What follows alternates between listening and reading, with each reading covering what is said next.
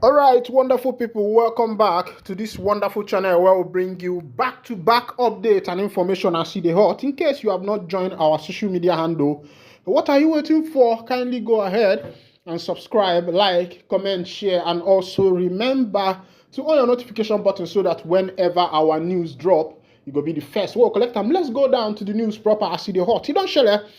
Matter wey be say dey drop for my table be say Clark don write Tinubu to direct AGF to release Mazi Nnamdi Kanu from the DSS detention. The person that wrote this thing is one of the leader of the Nation, Edwin Clark.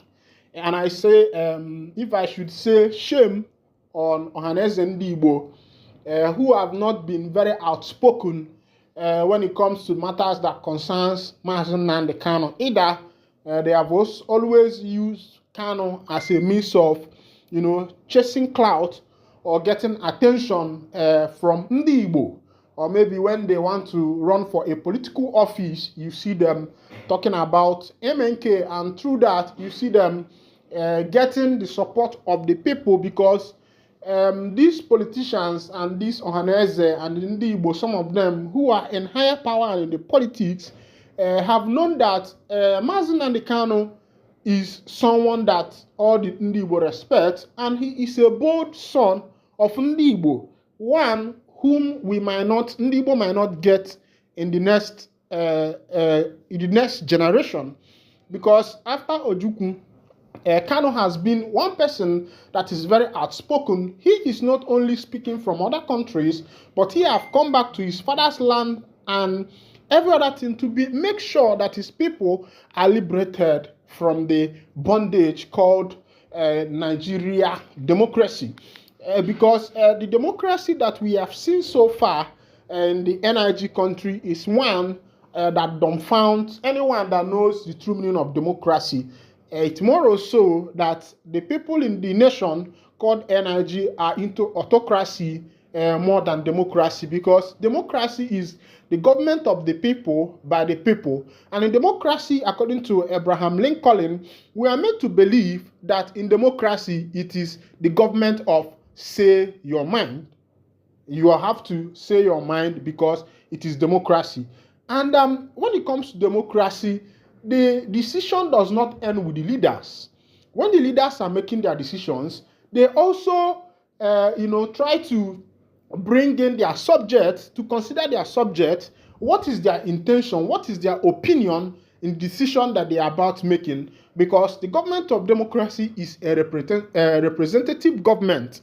For example, the people in the Senate House, if you look at the Senate, you find that the people in the Senate came out of different constituencies and they are there to represent their constituency. If you go to the lower chamber, if you go to the state, you see the people in the House of Assembly. These people are also there to represent their councils.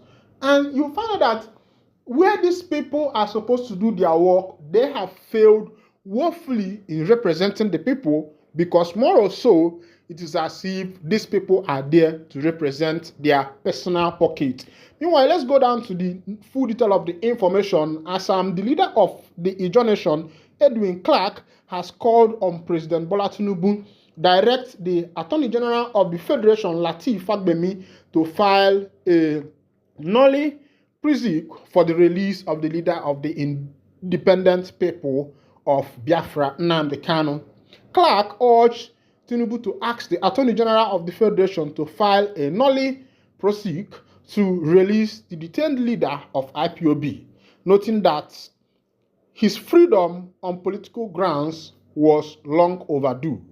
This was contained in a second letter to the president on Sunday, following a first in which the elder statesman urged the president to not to toe the path of his predecessor, President Muhammadu Buhari, who marginalized and subjugated the Igbos by exempting them from certain appointments. The release of Nnamdi Kanu by Mr. President on political grounds is overdue, as earlier explained. Mr. President should direct the Attorney General to enter a nolle prosequi to free Nnamdi Kanu, who has shown his intention to work with the federal government to bring peace and stability in the southeast and to Nigerians as a whole, as it has been recently done in similar cases of treasonable felony, as in the case of Mieti Allah. President Abdullahi Bello Bojedo of Nasarawa State, he said. The Punch, however, reports that Kanu was denied bail in April by Justice Bintanyako of the Federal High Court sitting in Abuja, who granted an accelerated hearing instead. In his letter, Clark said the move would complete the reconciliation of Nigeria and end the sit-at-home order in the southeast. He said the IPOB had fashioned a place for itself in the hearts and minds of young people because of the short-changing of Igbos from the carrot and stick approach. Rather than military force, he should use carrot and stick approach in addressing the agitation in the region. Apart from demanding the restructuring of Nigeria, the political freedom of Nnamdi Kanu will no doubt complete the reconciliation of Nigeria and bring an end to the needless Monday sit-at-home order which has disturbed business and civil activities in the southeast. The short-changing of the Igbos in the southeast over the years is the reason why IPOB has fashioned a place for itself in the hearts and minds of young people in the southeast, which it demands for self-determination. I have physically seen these IPOB boys in action at the Ekweme Square in Oka, Anambra State, when I attended a meeting of the Southern and Middle Belt Leaders Forum there. None of these youth witnessed civil war and are definitely not abreast with the history of war and its full ramification. I advise, therefore, that rather than the use of military force, which has already proved counterproductive, they should be careful, treated with the carrot and stick approach. In the interest of the peace, stability, and progress of Nigeria as a whole, and the Southeast Zone in particular, Clark further emphasized the importance of reintegrating the Igbos into the mainstream of Nigeria, in which their region will be equal with other regions in the country, noting that anything short of that will not be in the interest of the country. Let me re-emphasize the importance and urgency of reintegrating the Igbos into the mainstream of Nigeria, where their region will be equal with other regions in all ramifications, meaning that they should be fully and unconditionally united or be admitted into the Union of Nigeria as it was before the Civil War. Anything short of that is not in the interest of the united Nigeria, and there may be no end to the insecurity in Nigeria. He also called for the restructuring of Nigeria, of which he said the president had also been a principal advocate before becoming senator and the governor of Lagos State, adding that restructuring the country will be one of your most enduring legacies when you leave office. Mr. President, you have always been the principal advocate of restructuring over before you became senator of the Federal Republic of Nigeria and governor of Lagos State. During your time, you passionately advocated for sovereign national conference, which was even more inclusive than the current restructuring we are demanding in Nigeria. Undoubtedly, this pursuit of restructuring will be one of your most enduring legacies when you leave office, he added. This one is coming from Edwin Clark, a statesman of a nation, and I think ever since I started reading matters that concerns Mazi and Kanu, especially from when it comes to the Ohanaeze, their group and the rest of them, I have not seen a man who is very forward in making his statements, being blunt in his writings, rather than beating around the bush. And I believe that most of the things that Ohanaeze have done is more or so beating around the bush. For example, Ohanaeze Ndigbo president, as he believes he is, should have access to the president.